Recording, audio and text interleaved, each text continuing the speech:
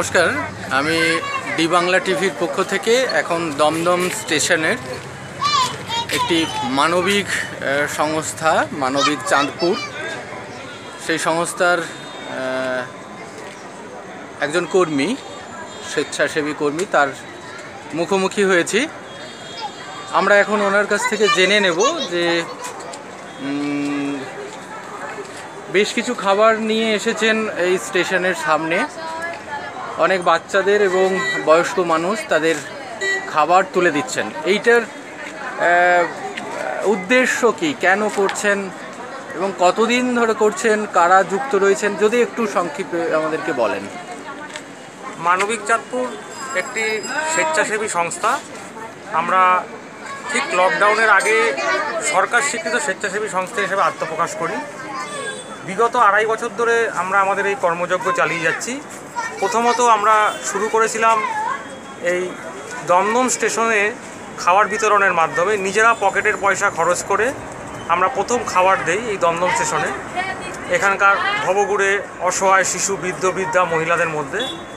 পরবর্তীকালে আমরা আস্তে আস্তে বিভিন্ন অনুষ্ঠানের বেঁচে যাওয়া খাবার, এছাড়া আমরা আমাদের অনেক অনুদানকারী রয়েছেন যারা তাদের বিশেষ দিনগুলো, বিশেষ করে জন্মদিন কিংবা মৃত্যুদিন কিংবা বিবাহবার্ষিকী এই আমাদের সাথে পালন করে থাকেন এবং আমরা এই দমদম স্টেশনে কিংবা অন্যান্য জায়গায় ডিস্ট্রিবিউশন করে থাকি।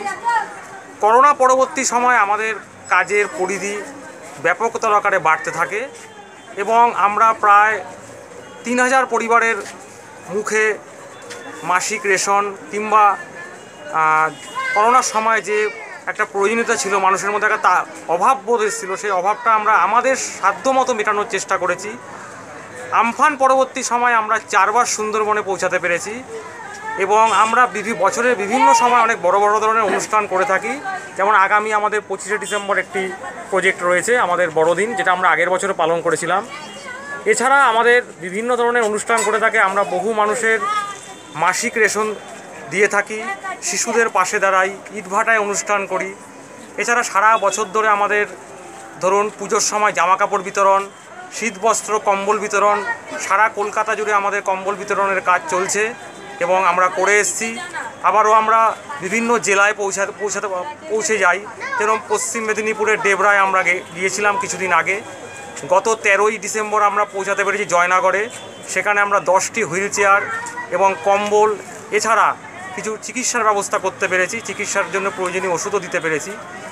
এছাড়া এর আগেও আমরা আরও বিভিন্ন ধরনের প্রোগ্রাম করে থাকি। আমাদের মানবিক চাঁদপুরের ফেসবুক ফলো করলে আপনারা দেখতে পারবেন যে আমরা কী ধরনের প্রোগ্রাম করি।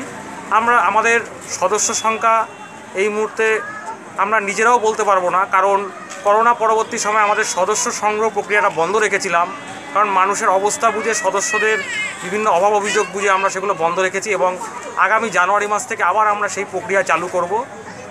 আমরা এখন বেঁচে যাওয়া খাবার নিয়ে আজকে দমদম স্টেশনে এসেছি বহুদিন বাদে। এখানকার মানুষগুলোর সঙ্গে আমাদের অনেকটা গ্যাপ তৈরি হয়েছিল এই করোনার ট্রেন বন্ধ থাকা এবং যাতায়াত ব্যবস্থার দরুন। আমরা আগামী দিনেও চেষ্টা করে যাব মানুষের পাশে দাঁড়ানোর। সবার সহযোগিতায়, ভগবানের দূতেদের সাহায্যে আমরা এগিয়ে চলেছি এবং এগিয়ে যাব, এই আশা রাখি। অনেক ধন্যবাদ। আপনাদের এই সংগঠন কি করোনা পরিস্থিতির উপরে দাঁড়িয়ে তৈরি হয়েছিল না তার পূর্বে? না, তার অনেক পূর্বে। আমাদের 2018-র 24শে জুন আমাদের এই প্রথম সংস্থায় দমদম স্টেশনে খাবার বিতরণের মাধ্যমে আমাদের প্রথম সূচনা হয়। উদ্যোক্তা প্রথম আমি নিয়েছিলাম, আমি সংস্থার প্রেসিডেন্ট। আপনার নাম? আমার নাম রাজীব পর্বত। প্রথম আমার মনে এই চিন্তাটা আসে এবং আমাদের যে সদস্যরা রয়েছে তাদের অক্লান্ত পরিশ্রম আজকে এটাকে একটু ভালো জায়গায় এনে দাঁড় করিয়েছে এবং মানুষের প্রচুর সাহায্য আমরা পাই এবং মানুষ আমাদেরকে যে কোনো অনুষ্ঠান হলে আমাদের সাড়া দেয়।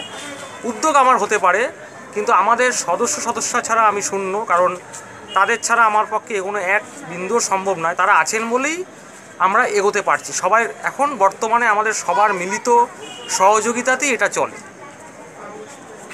ধন্যবাদ আপনাকে।